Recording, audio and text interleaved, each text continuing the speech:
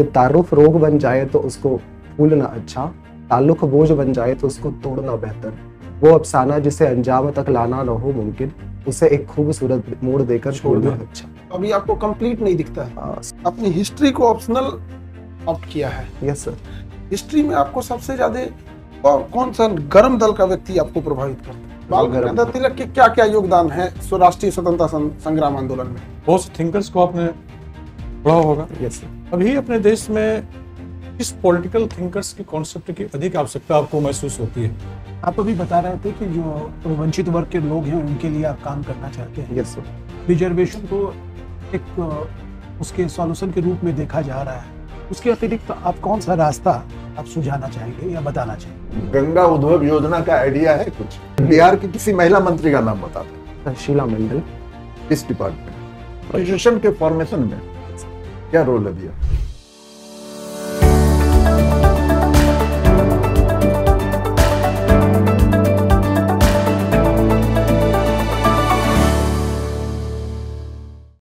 May I come in, sir? Yes, coming. Good afternoon, sir. Ravi Raj. Yes, sir. कैसे हैं आप? Sir मैं बिल्कुल ठीक हूँ। बिल्कुल ठीक है। Yes, sir. अपने बारे में कुछ परिचय बताइए ताकि हम आपका इंटरव्यू स्टार्ट कर सके। सर मैं एक ऑप्टिमिस्टिक, हार्डवर्किंग, क्यूरियस और कंपैशनेट व्यक्ति हूँ। मैंने अपनी स्कूलिंग दयाल पब्लिक स्कूल से 2015 में पूरी की है।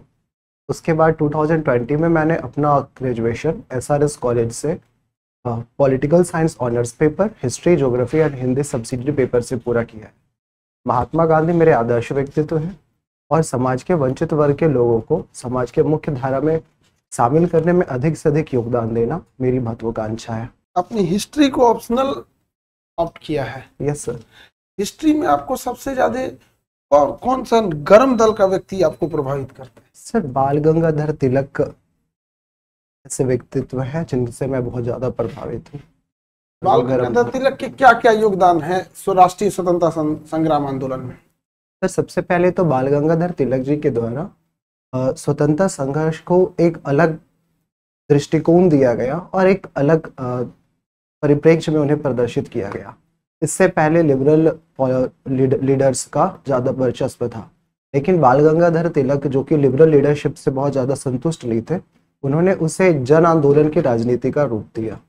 उसके बाद सर उनका जो तरीका था, जिस तरह से उन्होंने अपने पक्ष में और राष्ट्रवाद के पक्ष में लोगों को मोबिलाइज किया, वो भी उस समय की दृष्टि से बहुत प्रासंगिक था। उन्होंने कुछ आंदोलन वगैरह चालू किए थे एनी बेसेंट के साथ? Yes sir. उनके द्वारा होम रूल लीग की शुरुआत की गई थी और एनी बेसेंट जो कि भारत के शेष क्षेत्र में थे, जबकि बाल गंगाधर तिलक विशेष करके महाराष्ट्र के व्यापक क्षेत्र में विस्तृत लीड कर रहे थे। तो ये होम रूल क्या होता है?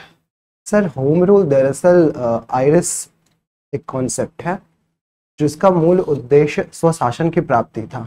तो उसी तर्ज पर एनी बेसेंट के साथ मिलकर के बाल गंगाधर तिलक जी के द्वारा भी होम रूल लीग की स्थापना की गई और इसका मूल उद्देश्य स्वशासन की प्राप्ति थी। ये बताइए, देशभक्त और राष्ट्रभक्त ये दोनों एक ही चीज है या फिर डिफरेंट है? सर सामान्य शब्द में अगर कहें तो दोनों में दोनों एक ही हैं, पर अगर सूक्ष्म विश्लेषण करते हैं तो दोनों में कुछ अंतर देखने को मिलता है। जैसे देशभक्त थोड़ा सा लिबरल टर्म है और इसमें देश का एक व्यापक परिप्रेक्ष्य में देश को देखा जाता है, जबकि राष्ट्रभक्त जो है वो थोड़ा सा उग्र ज्यादा होता है और इसको कहीं ना कहीं संस्कृति से ज्यादा जोड़कर देखा जाता है। ये बताइए, राइट विंग्स पॉलिटिकल पार्टीज और लेफ्ट विंग में क्या डिफरेंस है? सर राइट विंग और लेफ्ट विंग जो पॉलिटिकल पार्टीज है, इस कॉन्सेप्ट की शुरुआत फ्रांस की क्रांति 1789 के आसपास से हुई। जो लेफ्ट विंग पॉलिटिकल पार्टीज होते हैं वो गरीबों के पक्ष में ज़्यादा काम करते और कहीं ना कहीं जो स्थापित व्यवस्था है उसमें आमूलचूल परिवर्तन की बात करते हैं। वही जो राइट विंग पॉलिटिकल पार्टीज है वो संस्कृति और जो परंपराएं हैं उस पर ज़्यादा बल देते हैं और वो व्यवस्थाओं को आगे बढ़ाने पर विशेष बल देते हैं। भारत में राइट विंग पॉलिटिक्स है? Yes sir. किस किस पार्टी को आप राइट विंग मान सकते हैं? सर राइट विंग को अगर एक व्यापक स्पेक्ट्रम में देखें तो भारतीय जनता पार्टी जो कि राइट विंग में आती है, इसके साथ साथ सर शिवसेना जैसी पॉलिटिकल पार्टी थोड़ा फार राइट विंग में चली जाती है। और साउथ की AIMIM? सर बहुत ज़्यादा AIM उसे भी हम लोग राइट विंग के रूप में देख सकते हैं।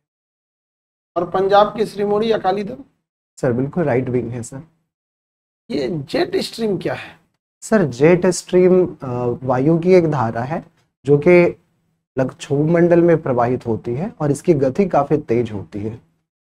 इसकी खोज है वो सेकेंड वर्ल्ड वार के दौरान हुई थी और इसका भारत के मानसून समेत उष्णकटिबंधीय चक्रवात, शीतोष्णकटिबंधीय चक्रवात सब पर व्यापक प्रभाव देखने को मिलता है। ये बताइए, अगर वायुमंडल को हटा दिया जाए यस सर। तो क्या क्या प्रभाव पड़ेंगे? सर सबसे पहले तो जीवन ही बहुत ज़्यादा मुश्किल हो जाएगा, इनफैक्ट वो असंभव हो जाएगा क्योंकि सजीवों पे पड़ने वाले प्रभाव को आप हटा दीजिए। अब एक व्यापक पृथ्वी पर क्या क्या प्रभाव पड़ेगा? सर जो मैं अनुमान कर पा रहा हूँ कि सबसे पहले तो दृश्यता लगभग शून्य हो जाएगी, क्योंकि जो वायु में कंटेंट होते हैं, जो डस्ट पार्टिकल्स होते हैं, वो रिफ्लेक्शन के माध्यम से देखने में अगर दृश्यता खत्म हो जाएगी तो अंतरिक्ष में तो वायुमंडल ही नहीं है। yes, चंद्रमा पे वायुमंडल नगण्य है। yes, लेकिन चंद्रमा पे तो केवल ध्वनि शून्य होती है, दृश्यता तो वहां भी शून्य नहीं होती। सॉरी सर, ध्वनि शून्य हो जाएगी। अच्छा, मतलब दृश्यता रहेगी। तो दृश्यता के बारे में प्रॉपर आइडिया नहीं है, पर निश्चित रूप से सर ध्वनि में वो समस्या आएगी। वायुमंडल हमें उल्कापिंड से बचाता है या नहीं? यस सर, बिल्कुल सर। ये उल्कापिंड में आप देखिएगा दो चीजें होती है, एक होता है उल्का, एक होता है बोलाइट। दोनों में थोड़ा सा डिफरेंट है। सॉरी सर, बोलाइट के बारे आइडिया नहीं है।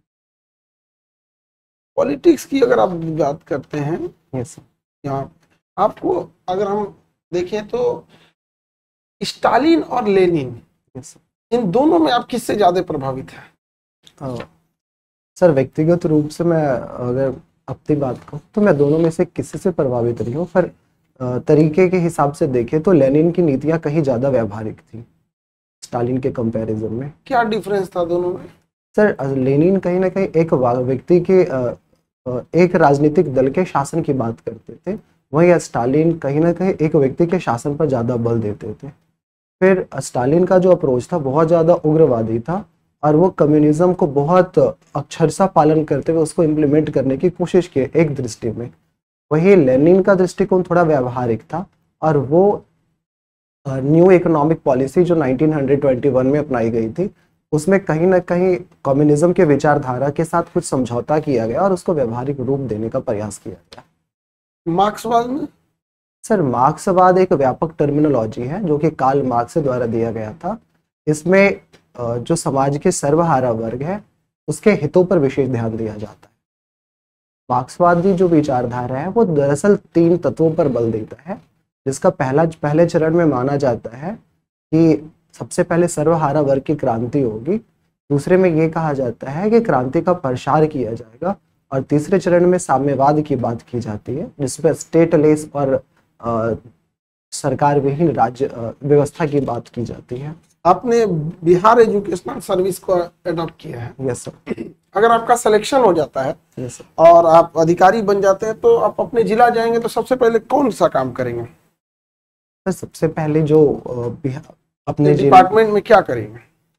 सर सबसे पहले अपने डिपार्टमेंट पे बतौर ऑफिसर, और क्योंकि मेरा पहला अगर मैं इस सेवा में चयनित होता हूँ तो मैं प्रोग्राम ऑफिसर के पोस्ट पे चयनित होगा, तो सबसे पहले जो गवर्नमेंट स्कूल्स हैं वहाँ पे टीचर्स की समुचित व्यवस्था करने की कोशिश करूँगा, उनमें डिसिप्लिन हो और बच्चों में भी डिसिप्लिन हो, ताकि जो शिक्षा का मूल उद्देश्य है उसको सही तरीके से पूरा किया जा सके। ये बताइए, यस आपने पॉलिटिकल साइंस पढ़ा है, यस बहुत से थिंकर्स को आपने पढ़ा होगा। Yes sir. अभी अपने देश में किस पॉलिटिकल थिंकर्स के कॉन्सेप्ट की अधिक आवश्यकता आपको महसूस होती है? सॉरी सर, मैं क्वेश्चन समझ नहीं पाया। पॉलिटिकल थिंकर्स आप पढ़े होंगे। Yes sir. अरिस्टोटल, प्लेटो, हॉब्स, लॉक, रूसो, है ना? Yes sir. महात्मा गांधी भी पॉलिटिकल थिंकर में हैं, जेपी भी हैं, अरविंदो भी हैं। तो कौन से थिंकर्स आपको ज़्यादा अट्रैक्ट करते हैं अभी के सिस्टम में? सर ओवरऑल अगर मैं बात करूँ तो मुझे महात्मा गांधी के पॉलिटिकल थॉट्स जो थे वो ज़्यादा बेहतर प्रतीत होते हैं। कौन सी उनकी योजना है जो पूरे भारत को एक सूत्र में बांधती है? कोई कॉन्सेप्ट उनका ऐसा हो जो पूरे भारत को एक सूत्र में बांध, या ऑन एन एवरेज बांधता हो? ठीक है, 100% संभव नहीं है, सर उनके द्वारा जो स्थानीय स्वशासन पर बल दिया गया था, जिसकी चर्चा हमारे संविधान के आर्टिकल 40 में भी की गई है, वो एक ऐसी उनकी विचारधारा थी, या वो एक ऐसा उनका सोच था जो कहीं ना कहीं देश को एक सूत्र में बांधता है और देश के लिए प्रासंगिक भी है। प्लेटो का एक कॉन्सेप्ट था फिलोसफर किंग। Yes sir. क्या अभी उसकी आवश्यकता, उसके कुछ भी हिस्से अपने देश में लागू किया जा सकता है क्या? सर बिल्कुल सर, उनका जो फिलॉसफी था एक फिलोसफर किंग का, जिसमें वो राजा के 3 मूलभूत गुण और उसके बाद स्वाभाविक रूप से आने वाले चौथे गुण की बात करते हैं। उनके अनुसार एक राजा में जो गुण होने चाहिए वे थे विवेकशील होना चाहिए, राजा को संयमी होना चाहिए, राजा को साहसी होना चाहिए। और जब ये 3 गुण मिलते हैं तो राजा न्यायप्रिय होता है। और ये सर एक न्यायप्रिय शासक हर देश काल और परिस्थिति में समीचीन है। अरिस्टोटल का जो कॉन्सेप्ट था आइडियल स्टेट का, तो कुछ कन्फ्लिक्ट पैदा करता है क्या प्लेटो के आइडियोलॉजी से? सॉरी सर, मैं बहुत अच्छे से इसके बारे में एक्सप्लेन अभी नहीं कर पाऊंगा। अच्छा चलिए, कोई बात नहीं। एजुकेशन पर प्लेटो का था बड़ा व्यापक दृष्टिकोण, क्या था उसमें, उसके बेसिक फीचर्स? सॉरी सर, कोई बात नहीं। ये बताइए, अभी जाति जनगणना बिहार में हुआ। Yes sir. क्या उद्देश्य था इसका? सर इसका मूल उद्देश्य राज्य के जातिवार आंकड़े को कलेक्ट करके राज्य में सामाजिक न्याय को प्रोत्साहित करना था। और जनगणना जो अभी तक नहीं हुई उसका क्या कारण था? सर शुरू में तो कोविड पैंडेमिक के कारण इसमें डिले किया गया, और उसके बाद सरकार के द्वारा अभी बहुत स्पष्ट रूप से कुछ बात नहीं कही गई है। यद्यपि संभावित है कि अगले कुछ महीने में इस दिशा में कदम उठाए जाएंगे। 1 नेशन 1 इलेक्शन की चर्चा बहुत व्यापक है। क्या इसके कुछ डिमेरिट्स बताइए? सर इसका एक डिमेरिट जो संभावित है कि क्षेत्रीय दलों को नुकसान हो सकता है, क्योंकि जब सारे चुनाव एक ही साथ होंगे तो इससे कई बार ऐसा देखा जाता है कि राष्ट्रीय मुद्दे ज्यादा हावी हो जाते हैं, तो इससे क्षेत्रीय दलों को नुकसान हो सकता है। क्षेत्रीय दल को राष्ट्रीय दल का दर्जा प्राप्त करने के लिए क्या अर्हता है? सर इसके चुनाव आयोग के द्वारा इसकी कुछ स्पष्ट अर्हताएं बताई गई है। सबसे पहले तो एक क्षेत्रीय दल अगर 4 राज्यों में स्टेट पार्टी का रिकॉग्निशन प्राप्त कर लेता है तो उसे स्वाभाविक रूप से एक राष्ट्र स्तरीय दल की मान्यता प्राप्त हो जाती है। सिमिलरली यदि वो कोई पॉलिटिकल पार्टी लोकसभा के चुनाव में 6% मत प्राप्त करे और 4 सीटें लोकसभा के चुनाव में हासिल कर ले लोकसभा में, तब भी उसे राष्ट्रीय राजनीतिक दल के रूप में मान्यता प्राप्त हो जाती है। अभी अपने देश को पड़ोसी देशों से कैसे संबंध है? सर पड़ोसी देशों के साथ अभी भारत का मिला जुला संबंध है, जहाँ कुछ देशों के साथ भारत के बहुत घनिष्ठ संबंध है, जैसे भूटान हो गया या फिर श्रीलंका हो गया। बीच में अगर कुछ तलखियों को छोड़ दे तो नेपाल के साथ भी अच्छे संबंध है। वही चीन हो गए या फिर पाकिस्तान हो गया, इसके साथ भारत के बहुत अच्छे संबंध अभी नहीं है। और बांग्लादेश के साथ भी कुछ समस्याएं कुछ बांग्लादेश के आंतरिक कारणों से इधर उत्पन्न हो गई। हालांकि ओवरऑल संबंध बेहतर ही है। विश्व शांति के लिए कुछ खतरे की घंटी बज रही है, ऐसा लगता है? सर शांति की दृष्टि से कुछ खतरे की घंटी तो निश्चित रूप से दिख रही है। एक तरफ जहां यूरोप में यूक्रेन क्राइसिस चल रहा है, वही वेस्ट एशिया में इसराइल का संघर्ष चल रहा है हमास के साथ, दूसरी तरफ हिजबुल्लाह के साथ, और ईरान के साथ भी उसकी छुटपुट घटनाएं होते रहती है। इजराइल ने कह दिया कि नहीं, यूएनओ के जनरल सेक्रेटरी को हम नहीं इंटर करने देंगे अपने कंट्री में। क्या संकेत है? सर कहीं ना कहीं ये यूएनओ का जो मैंडेट है उसको अस्वीकार करता है इजराइल का ये धारणा, और इस कारण से लगभग 104 देशों ने इजराइल से लेटर लिख करके इस संबंध में विचार करने के लिए भी रिक्वेस्ट की। क्या लगता है कि यूएनओ का अस्तित्व अभी गहरे संकट के दौर से गुजर रहा है? कोई बात उसकी मान नहीं रहा? सर अगर पॉलिटिकल स्पेक्ट्रम में देखें तो ऐसा कहना सही होगा, पर ओवरऑल अगर उसके मानवीय और कल्याणकारी पहलुओं को देखें तो यूएनओ की प्रासंगिकता आज भी बनी है, और उसमें अगर कुछ रिफॉर्म किए जाते हैं तो निश्चित रूप से सर ये प्रभावी अभी भी है और भविष्य में भी रहेगा। सुरक्षा परिषद में अपने देश के जाने की बात चल रही है, यदि मेंबर बन गया, यस सर, क्या लाभ हो सकता है अपने देश को? सर सबसे पहले तो इससे भारत का सॉफ्ट पावर बेहतर हो, सॉफ्ट पावर में वृद्धि होगी। इसके साथ साथ सर भारत का जो लीडरशिप एबिलिटी है, या अभी जो भारत के विश्व बंधुत्व की अवधारणा है जो वसुधैव कुटुंबकम के रूप में व्यक्त होती है, इससे और ज़्यादा वृद्धि होगी। फिर जिस तरह से सुरक्षा परिषद का उपयोग चीन और पाकिस्तान जैसे देश भारत विरोधी गतिविधियों में करते हैं, उससे निपटने में भारत को काफी मदद वीटो मिलेगी। शक्तियों को यदि हटा दिया जाए सर जिन देशों को भी मिला हुआ है, क्या उसका प्रभाव पड़ेगा? सर फिर सुरक्षा परिषद का सिर्फ एक तो ज्यादा वो एक लोकतांत्रिक संस्था के रूप में देखने को मिलेगा। उसकी जरूरत है कि नहीं?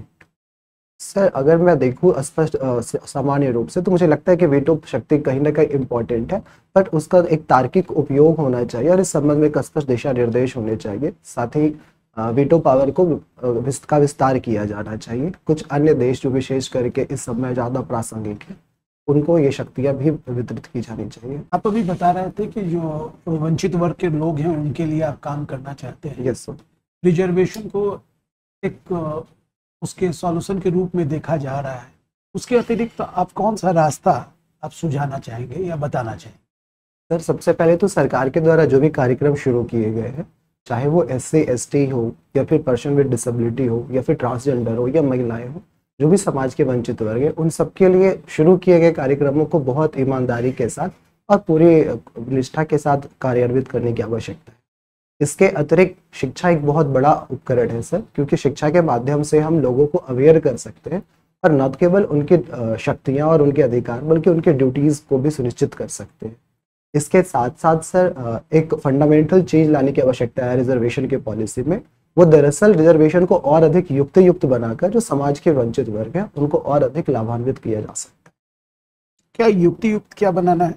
सर जैसे हाल ही में सुप्रीम कोर्ट का एक निर्देश आया था, का एक जजमेंट आया था, जिसमें SC ST में भी क्रीमी लेयर के सिद्धांत को लागू करने की बात कही गई थी। तो इस तरह के अगर पॉलिसी को अपनाया जाता है तो जो SC ST के टारगेटेड वर्ग हैं उनको ज्यादा लाभ मिलेगा। ये सब कैटेगराइजेशन और क्रीमी लेयर को क्या आप एक मानते हैं? सॉरी सर, इस बारे में बहुत माइन्यूट डिटेल्स मैं नहीं जानता। क्रीमी लेयर का तो अर्थ हुआ कि रिजर्वेशन के बेनिफिट से बाहर करना, और सब कैटेगराइजेशन का मतलब ये हुआ कि उनको बेनिफिट मिलेगा लेकिन जितना बेनिफिट वो ले रहे हैं उससे कम मिलेगा। सॉरी सर, मैं एक बार इससे घर पे देख लूंगा। ठीक है। अभी आप बाल गंगाधर तिलक के बारे में बात कर रहे थे। वो गणेश पूजा के कारण उनका जो मेथड है उसके सांप्रदायिक होने का भी आरोप लगता था। क्या आप इस विचार से सहमत हैं? सर वो मूल रूप से सांप्रदायिक नहीं थे। हाँ, निश्चित रूप से उनके द्वारा जो कदम उठाया गया था वो कहीं ना कहीं उस समय की जो परिस्थितियां थी उस दृष्टि से सांप्रदायिकता की ओर चला गया। ठीक है। ये होम रूल, स्वराज और डोमिनियन स्टेटस, इस तीनों में क्या अंतर है? सर स्वराज तो पूर्णतः स्वराज की बात करता है। ऑल्दो अगर एक परिप्रेक्ष्य में देखें जो बाल गंगाधर तिलक का ही परिप्रेक्ष्य था, तो दोनों में काफी हद तक समानताएं भी देखने को मिलती है, जिसमें इंटरनल गवर्नेंस तो भारतीयों के पास हो और जो एक्सटर्नल अफेयर्स है वो ब्रिटिश को देने की बात होती है। और जब आगे और देखिए जहाँ पे महात्मा गांधी या फिर सम्माननीय पंडित जवाहरलाल नेहरू जी की बात हो तो वो कंप्लीट इंडिपेंडेंस की बात करते हैं, या फिर महर्षि अरबिंदो का भी जो स्वराज का कॉन्सेप्ट था उसमें कंप्लीट इंडिपेंडेंस अर्थात आंतरिक शासन के साथ साथ बाह्य सुरक्षा जैसे शक्तियां भी भारतीयों के हाथ में होनी चाहिए। अच्छा, अभी आप राष्ट्र के बारे में बात कर रहे थे और देश के बारे में, मुझे ये बताइए राष्ट्र, राष्ट्रीयता और राष्ट्रवाद, इस तीनों में क्या अंतर है?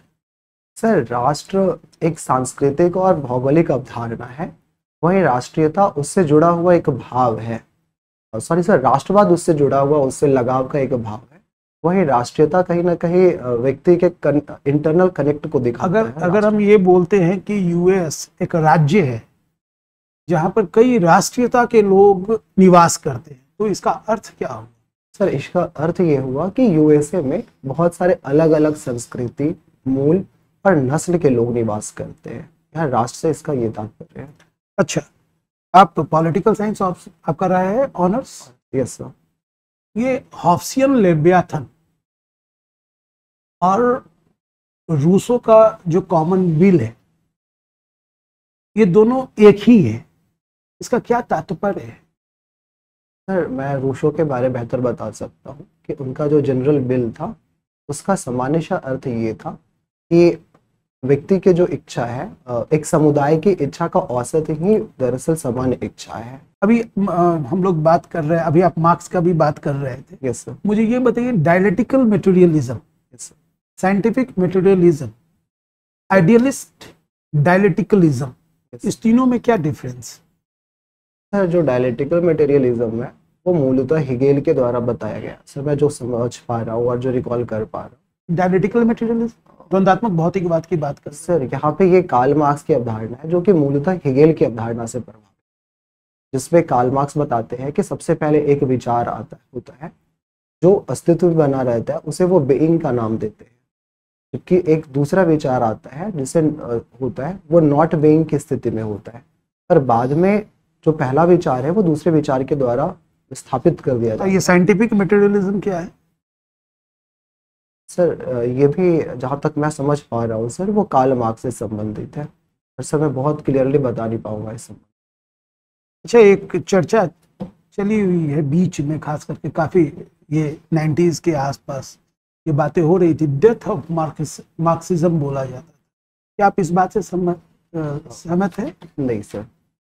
सर सब देखते हैं तो ऐसा लगता है कि मार्क्स का जो विचार था वो सिर्फ कहीं ना कहीं वो मार्क्स का यूटोपिया बनकर रह गया, क्योंकि साम्यवाद व्यावहारिक रूप से कहीं नहीं आया। पर अगर हम देखें तो एक कहावत कही जाती है कि मृत सीजर जीवित सीजर से ज़्यादा प्रभावित सिद्ध हुआ। तो मार्क्स के जो विचार थे कहीं ना कहीं आज भी कैपिटलिस्ट दुनिया को एक सचेत करके रखता है, और वो जो श्रमिक वर्ग है उसके केयर के लिए कंपेल करता है और इंस्पायर करता है। तो सर ऐसे में ये कहना कि सर अच्छा ये बताइए, तो सर बिहार का फ्रीडम स्ट्रगल में इम्पोर्टेंट रोल्स कहाँ कहाँ रहा है, पॉइंट वाइज बता दीजिए। सर सबसे पहले तो 1905 के आसपास से जो बंगाल में स्वदेशी आंदोलन की शुरुआत हुई, वहाँ से बिहार का फ्रीडम स्ट्रगल उभर करके सामने आता है। पर फिर बिहार में बहुत सारे पत्र पत्रिकाओं की शुरुआत हुई, और होम रूल लीग जिसमें बहुत सारे बिहार के लीडर्स थे, सरफराज हुसैन से लेके रामदयालु सिंह, ये सब बहुत ज़्यादा प्रोमिनेंट रहे। फिर बिहार में चंपारण सत्याग्रह हुआ, जहाँ से महात्मा गांधी पहली बार स्पष्ट रूप से भारत के क्षितिज पर उभर करके आए। फिर जो असहयोग आंदोलन था उसमें बिहार का अहम योगदान रहा। यहाँ बहुत सारे युवा छात्र और महिला पुरुष सारे पार्टिसिपेट किए। उसके बाद सर बिहार में भी स्वराज पार्टी की स्थापना हुई। देन सर सविनय अवज्ञा आंदोलन के दौरान बिहार में काफ़ी गतिविधियाँ हुई, और फिर बिहार में क्विट इंडिया मूवमेंट के दौरान बहुत ही बड़ी घटनाएं हुई, जिसमें बहुत सारे युवाओं का बलिदान देना, विशेष करके कॉन्स्टिट्यूशन के फॉर्मेशन में क्या रोल है दिया? सर सबसे पहले तो बिहार के जो कॉन्स्टिट्यूएंट असेंबली के जो फर्स्ट इंटरिम प्रेसिडेंट थे और सच्चिदानंद सिन्हा, और फिर जो कॉन्स्टिट्यूएंट असेंबली के जो प्रेसिडेंट बने डॉक्टर राजेंद्र प्रसाद, ये दोनों मूलतः बिहार के ही थे। अभी लैंड सर्वे हो रही है बिहार, यस सर। इसकी क्या आवश्यकता है? सर इसका आवश्यकता ये है कि बिहार में बहुत ज़्यादा लैंड को लेकर के तनाव होता है, भूमि विवाद होता है। हाल ही में एनसीआरबी का जो रिपोर्ट आया था उसमें बताया गया कि बिहार में हत्याओं का मुख्य कारण लैंड विवाद, भूमि विवाद है। तो सर लैंड सर्वे के माध्यम से भूमि विवाद जैसी समस्याओं का समाधान करना और उसका स्पष्ट ऑनरशिप निर्धारित करना। गंगा उद्भव योजना का आइडिया है कुछ? सर कैसे गंगा जल आपूर्ति योजना? ठीक बोल रहे हैं सर। तो इसके माध्यम से जो गंगा का पानी है वो बिहार, दक्षिणी बिहार के क्षेत्र जैसे बोधगया, गया, नवादा और राजगीर में उपलब्ध करवाने की इसके तहत बात की जा रही है, और इस दिशा में कदम उठाए गए हैं। Sea bridge and land bridge, yes sir. Land bridge और सी ब्रिज ये दरअसल कोस्टल रीजन में घटने वाली एक एटमॉस्फेरिक फिनोमिना है, जिसमें दिन में समुद्र चूंकि कंपैरेटिवली ठंडा होता है और भूमि ज़्यादा गर्म हो जाती है, इस कारण से भूमि पर लो प्रेशर का निर्माण होता है, जबकि सी पर सामान्य तौर पे हाई प्रेशर होता है। इस कारण से पगले समुद्र से लैंड की ओर बहती है। जो कोऑपरेटिव सिस्टम बिहार में किस स्थिति में है? आप सर बहुत तथ्यवार आंकड़े तो मेरे पास नहीं है, पर ओवरऑल देखें तो ये बहुत विकसित अवस्था में अभी नहीं पहुंची है। हालांकि डेयरी के क्षेत्र में इस दिशा में काफी प्रगति हुई है, और जो सुधा डेयरी है उसका एक प्रतिनिधि उदाहरण है। दूसरा और एग्जाम्पल देंगे कुछ? सर अभी जीविका योजना के बाद? बिल्कुल सर, जीविका योजना भी बहुत सक्सेसफुल रहा है, जिसमें लगभग 10.64 lakh NGO self help groups में लगभग 1.34 करोड़ महिलाएं जुड़ी हैं, और अपने गरीबी को तो दूर। अच्छा, बिहार की किसी महिला मंत्री का नाम बता दें। सर शीला मंडल। किस डिपार्टमेंट? और दूसरा मंत्री? जिला मंडल परिवहन में। परिवहन। सॉरी मैं देखूंगा। दूसरा और कोई? सर खाद्य एवं उपभोक्ता सुरक्षा मंत्री हैं और मैं लेसी सिंह।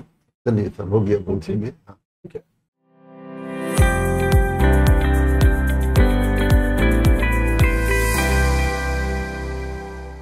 कैसा फील कर रहे हैं आप? बहुत कंफर्टेबल सर। आप अपने आप को कितना असेसमेंट करते हैं? 10 आउट में आप कितना मार्क्स देते हैं अपने आप को? आउट ऑफ 10 सर 7 8 या 7। क्या अंडर एस्टिमेट नहीं कर रहे हैं अपने आप को? सर बहुत आइडिया नहीं है। ओवरऑल मुझे लग रहा है कि मैं ठीक था, कुछ क्वेश्चंस का मैं आंसर नहीं दे पाया, पर overall it was okay, but natural. Yes. आपके ये आई साइट में प्रॉब्लम कब से है? सर डॉक्टर्स के अकॉर्डिंग ये बाई बर्थ है, पर हम लोग जैसे जैसे मैं बड़ा होता गया वैसे वैसे समस्या इमर्ज करती गई और क्लास 4th 5th के बाद ये गंभीर हो गई। अभी आपको कंप्लीट नहीं दिखता है? पेरिफेरल विजन से जो साइड के दृष्टि है उससे देख पा रहा हूँ, पर फ्रंट में मेरा बिल्कुल 0 है। और रिटर्न कैसा रहा? अच्छा रहा सर। चलिए बढ़िया, हम लोग तो आपको इससे अच्छा मार्क्स दिए हैं। Thank you sir. और श्योर आपका सिलेक्शन होगा इस बार, इसके लिए आप निश्चिंत रहिए 200%। Thank you sir.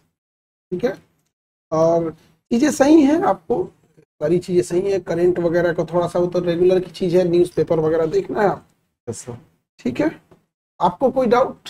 आप सर सबसे पहले सर आपसे एक बार मिलना हुआ तो ये अपने आप में मेरे लिए एक बड़ी अचीवमेंट है, क्योंकि यूट्यूब पे देख देख करके सुन करके मैं आगे बढ़ा। बहुत अच्छा। एक आप मतलब और भी आपके जैसे 3-4 बच्चे हैं जो स्पेशली उन्होंने जब पढ़ाई किए, उनका सिलेक्शन, उन्होंने उनसे स्पेशली कहा कि सर एक ऑडियो के लिए भी आप कर दीजिए। थोड़ा व्यस्त शेड्यूल में हमें टाइम निकालना मुश्किल हो पाता है, लेकिन आप लोग की मेहनत जब देखते हैं ना तो मन करता है कि ऑडियो के लिए भी एक स्टार्ट कर दे जो आप लोग के लिए अच्छा हो। अच्छा रहेगा सर, बिकॉज बहुत सारे बच्चे हैं जो सिर्फ इन कारणों से अपनी पढ़ाई को या अपने जो भी उनके एम्बिशंस है उसे पूरा नहीं कर पाते। एजुकेशन डिपार्टमेंट ही सर्च ऑप्ट किया है ना, और वो इससे पहले वाले भी वो एजुकेशन डिपार्टमेंट में उन्हें भी कंप्लीट नहीं दिखता है। तो एक जो आप लोग का जो स्ट्रगल होता है, ये हम कई बार ऐसे बच्चे आते हैं जो ये बात कहते हैं हमें फाइनेंशियल प्रॉब्लम है, कभी कोई कहेगा कि हमको डिप्रेशन होता है, तो लगता है कि कभी आप लोगों से मिलवाएं, उन लोग को दिखाएं कि क्या होता है स्ट्रगल और कैसे बच्चे यहाँ तक पढ़ते हैं। ठीक है। Yes Raviraj, yes sir. आपने हॉबी में लिखा है शेर सुनना। Yes sir. तो शेर सुनना और शेर सुनाना सर। Yes sir. तो सुनाइए, क्या पंक्ति कुछ, तो फिर आपको भी सुनाएंगे हम लोग। हाँ सर। सर मुझे एक शेर बहुत पसंद है जो कि थोड़ा फिलोसफिकल है। वह फितूर होता है हर उम्र में जुदा, खिलौने माशूका रुतबा और खुदा। तो ये शेर मुझे इसलिए पसंद है क्योंकि ये कहीं ना कहीं जीवन के क्रमिक विकास को इंगित करता है। उत्साहवर्धक कोई पंक्तियां? सर उत्साहवर्धक अगर पंक्ति की बात करूं तो मैं जो खुद फॉलो करता हूँ वो साहिल लुधियानवी जी का एक शेर है कि तारुफ रोग बन जाए तो उसको भूलना अच्छा, ताल्लुक बोझ बन जाए तो उसको तोड़ना बेहतर, वो अफसाना जिसे अंजाम तक लाना न हो मुमकिन, उसे एक खूबसूरत मोड़ देकर छोड़ देना अच्छा। छोड़ देना अच्छा। वाह क्या बात है। तो इसी क्रम में एक और शेर बड़ा है, बहुत सामयिक है कि बहुत संघर्ष है जीवन में अब जैसे लोगों को, लेकिन एक उम्मीद की जो किरण है ना, बहुत बड़ी चिंगारी है और वही पहुंचाएगा बिल्कुल आपको अपने लक्ष्य की ओर। तो उसमें शायर कहता है कि आसमानों से बरसता है अंधेरा कैसा, आसमानों से बरसता है अंधेरा कैसा, चुनौतियां जो है कैसा बरसा, उस निराश नहीं होना है। आसमानों से बरसता है अंधेरा कैसा, अपनी पलकों पे लिए जश्न चिरागा चलिए। तो हिम्मत देता है कि नहीं, घबराना नहीं है, पलकों पे चिराग को लगा देना है और आगे की रोशनी मिलेगी। एकदम टेंशन नहीं लेना, इनका सिलेक्शन हमारी ओर से एकदम शुभकामना, आशीर्वाद, एकदम ये सिलेक्शन लेके आएंगे और समाज के लिए एक बहुत बड़ा एक प्रेरणा का स्रोत है। और कहीं ना कहीं एक बच्चों की सफलता में उनकी जो सबसे पहली शिक्षिका होती है माँ, उनका बड़ा योगदान होता है। और हम लोग की ओर से तो एकदम इन्हें फुल में फुल मार्क्स दिया गया। हम लोग ये नहीं सोच पा रहे हैं कहाँ नंबर काटे, आप ही बताइए कहाँ काट लिया आपका नंबर। बहुत अच्छा है, बहुत मेहनत की है यहाँ पे।